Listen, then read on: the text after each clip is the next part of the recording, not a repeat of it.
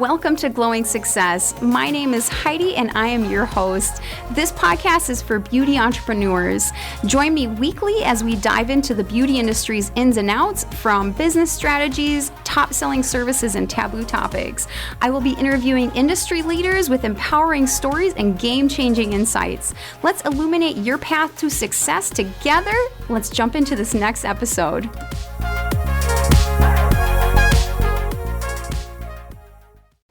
Welcome back to Glowing Success. Today's episode is all about how to get your first job outside of beauty school, or how to get a job when you have little to no experience in the beauty industry. Okay. Lots of good stuff. So you might want to take some notes today. You might want to, listen to this episode again. But this is something that I feel like a lot of people sometimes struggle with. I see it online. I see people talking about it. I can't get a job. I've tried everywhere. I don't have experience. Nobody's hiring me because I don't have experience. Okay. So first of all, we all kind of had to start somewhere, right?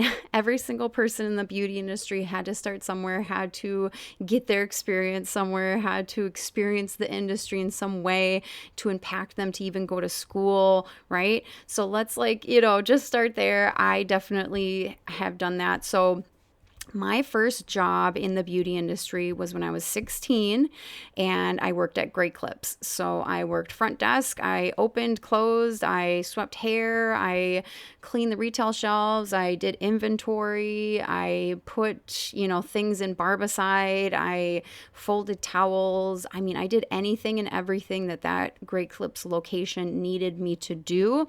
It was such a fun experience because I actually went to a high school that had a cosmetology magnet program. So I could actually, if you went to this high school at that time, starting freshman year all the way up to senior year, if you were in the cosmetology magnet that whole time, you could graduate with your license. So that was the idea of the magnet. I was in that magnet, but I don't think I joined it freshman year. So I don't think I joined until sophomore year. So technically I probably would have still had to continue on after at another beauty school to continue my hours.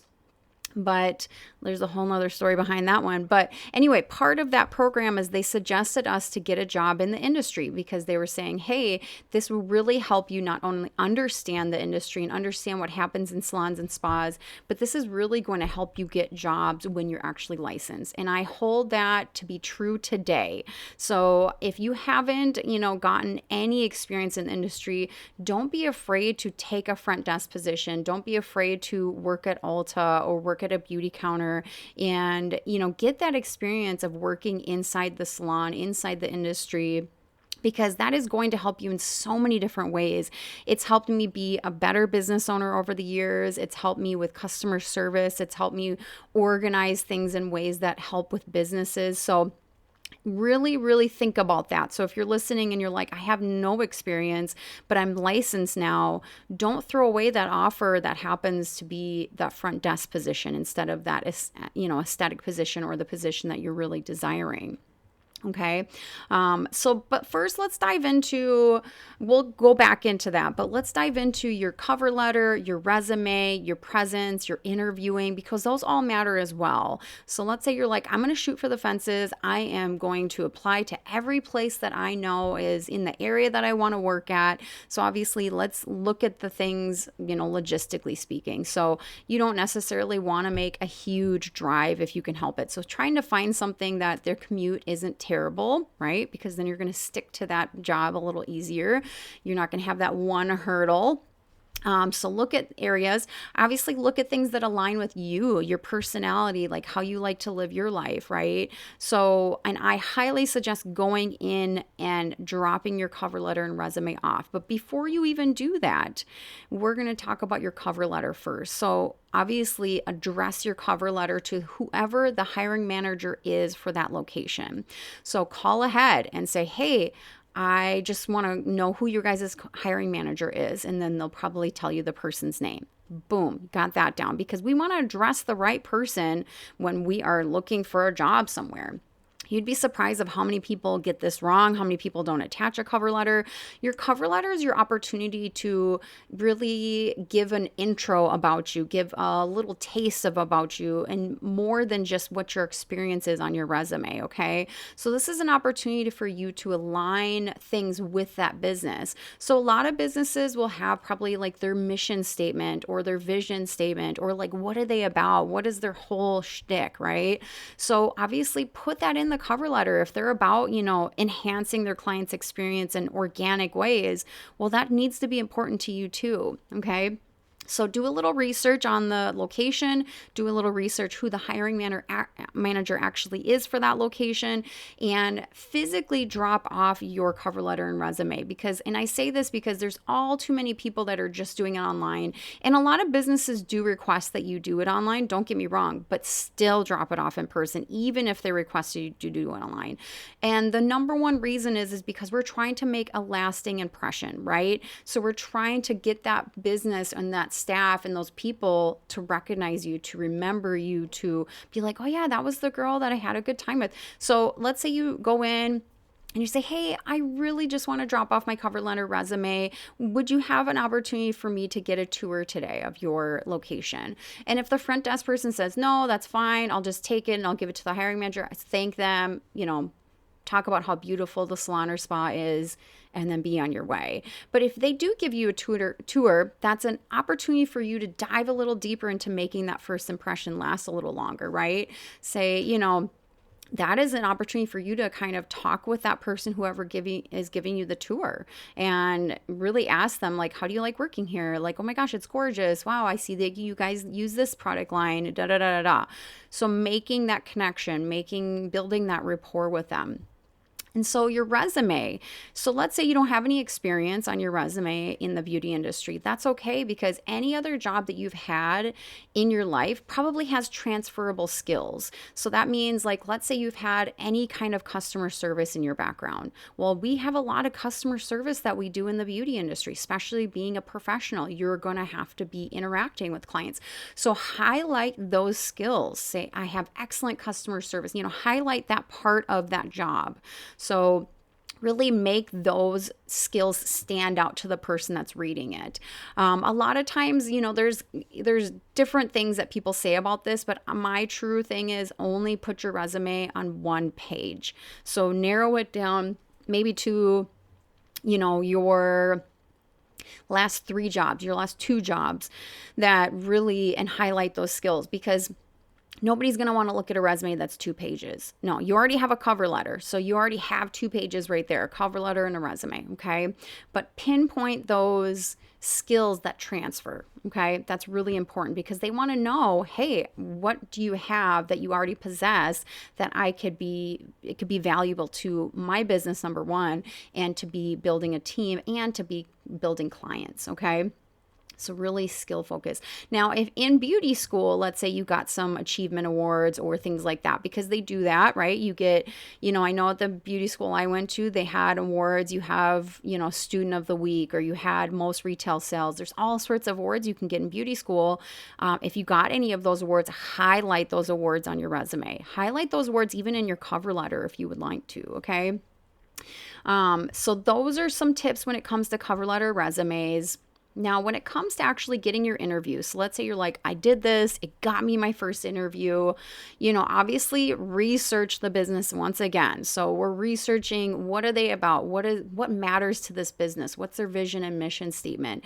What are the words that they're using a lot on their website? So what are their keywords that they're using? And you could possibly throw those keywords into your verbiage when you're talking to them. Some answers and some preparation that you can have ready is, so one thing I used to ask when I hired people is, what made you want to work with me? What made you want to work at Sapphire? What way made you, how did we stand out to you that you wanted to work here? So you better have a good answer for this question, because this is important. I don't want you to just say, I don't know, you guys are hiring, or you guys had an open position, or I'm an esthetician, I'm looking to work, or something like that. And I know those are all really bad examples, and you're listening thinking, Heidi, those are horrible examples. I get it, but you'd be surprised at how many people use them when I did my interviewing process. So really go dive deep into, once again, you guys really, I love how you align with, you offer organic services in a holistic way. This is something that really I care about and I'm really excited about. Anyway, something like that. Now that was a bad example, but you really want to tailor your answer to what that person or that business is about, okay? They're also going to ask you about how to handle difficult situations. I know this is a very common one. They just really want to know how you handle, if you're in a position where it's like tough for you to figure out, or if a client is unhappy. And really the best thing that you can say in this scenario is, I will look at all the facts, I will look at everything, and the most important thing is I want the client to be heard. Okay. Because in any scenario in a salon and spa environment, when you have an upset customer, the most important action for you to take is to make sure that client is heard in that scenario. Okay. So that's important for you. The other thing they might ask you, what are your career goals? What are you wanting to do in the next 3 to 5 years of your career? This is not a time and opportunity for you to say, I want to open my own business. This is where a lot of people make the mistake. This is where a lot of people are not going to get hired, because as soon as an employer hears that you want to open your own business and you are wanting to essentially leave them, they're probably not going to hire you, because the number one thing that you want to understand about getting hired at a location is they want you to stick around for a long time, because they're going to invest in you. So they're going to invest training in you. They're going to invest, marketing you and so forth. And they want a team player. They want somebody to bring in more business to their business. They want somebody who's going to stick around. They want somebody who is going to be reliable to their client base and so forth. So as soon as you say, hey, I'm going to open up my own business, they're probably going to be like, okay, bye, because that's not something they're looking for. And that's just reality, people. So even if that is your true intention, just don't bring that up in the interview. And also, that is a good time for you to learn. So I will take that as, if opening your own business is an amazing goal and it's an amazing achievement. So don't say that that's not, I'm not trying to say that that's not something you should do if that's something in your goals. But if you truly are trying to get a job to not only make money, to survive, to get experience and so forth, like, take that opportunity as it is. So you have to know in your heart and soul and mind that you probably are going to stay at that job for a couple years, right? And so don't even bring up that you want to open a business, because that is not what you're trying to do in that moment. You are trying to get a job and be part of a team and make money and so forth, okay? So that's also a mistake that I see people making. Some things that you can ask in an interview that might be important for you to decide if that's a good fit, other than, what they're about and their vibe and maybe their client base. Some other things to ask is, what is training like for you guys? Or what is your review schedule? So training, obviously, if they don't offer any training, that's something to think about. They should offer some kind of onboard training, whether it be, learning their specific protocols, learning their systems, like their, computer systems, learning how they like to do their appointments, things like that, or even learning about the products and services you're going to be offering. So these are all important for you to know, because if you work for a place and they don't offer any onboard training, that might be something that you need. That might be something that you like, especially if you are just getting out of beauty school, okay? So if you're listening, you're like, I'm getting out of beauty school soon, that is very important for you to have onboard training, okay? So ask that question. Another thing is asking about review schedule, because the review schedule also means that they're probably going to be giving raises in that review schedule. Also, review schedule also means that they care about their employees. They care about, people doing better. They care about those things. So that's a good one to ask. And if you get a second appointment, that might be a good one to ask at that appointment too. Okay. So let's dive into actually who hires people with no experience. Okay. So obviously, if you really like a location, you're like, this is my dream spa or salon to work for, try to work front desk if you can, if they don't have any opening positions for you, just to get your foot in the door. Because I will say a lot of companies, including myself, like to hire within. So we would rather have somebody transfer to another department or another thing rather than hiring somebody totally new and so forth, right? Because that person already already knows everything about the business. They're already integrated. They're already part of the team, so to speak. So that's why I always suggest, yes, it's going to suck because I spent a lot of money and time on school, but you have your foot in the door now at a place that you actually love. Okay. So let's start there. So the places that do hire without experience are generally franchise salons and spas or membership-based salons and spas. So think of like Massage Envy, European Wax, Massage Hand and Stone, things like that. So because these places already have such a good training module, that they already have an onboarding module, that you being not, having no experience doesn't really necessarily impact their business in that way. Also, they have an influx of clients all the time. So these business models attract clients like every day, every minute, right? So they know that they have that customer base to hire maybe somebody that's not as experienced. So definitely try those places first. Once again, do all the same things I mentioned earlier. Drop it off in person, try to meet them, things like that. The other place to think about is, I already mentioned this earlier, but like beauty retailers. So like Ulta, Sephora, department store counters, things like that. They're also a good place to start and kind of get your foot in the door, get your experience, things that will kind of give you that experience, because that's really what we're looking for, right?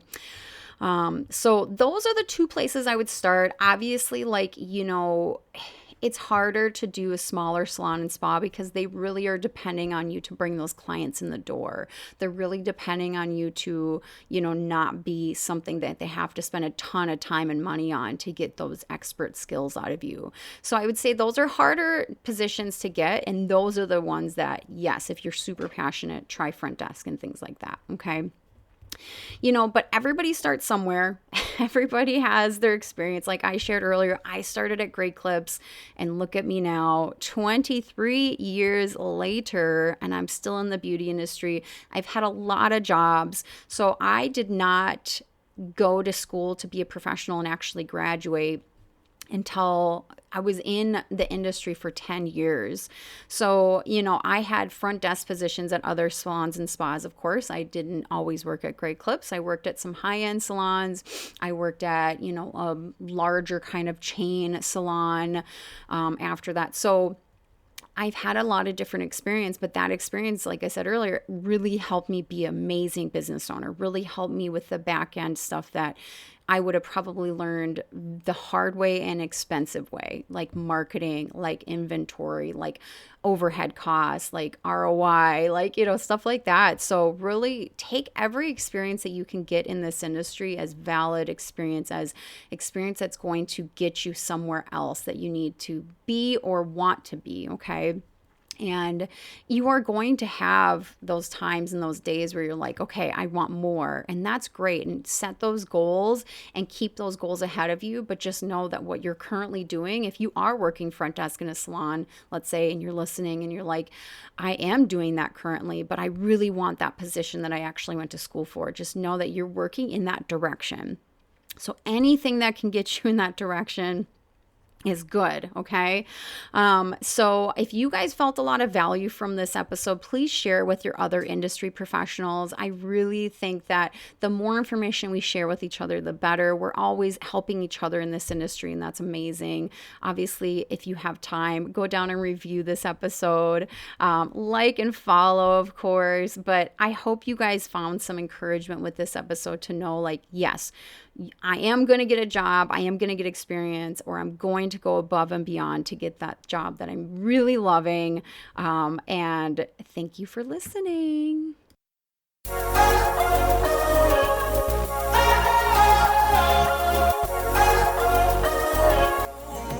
hope you liked that episode and found something useful or a tip that you can use immediately. And my episodes come out weekly, so I'll see you in the next episode.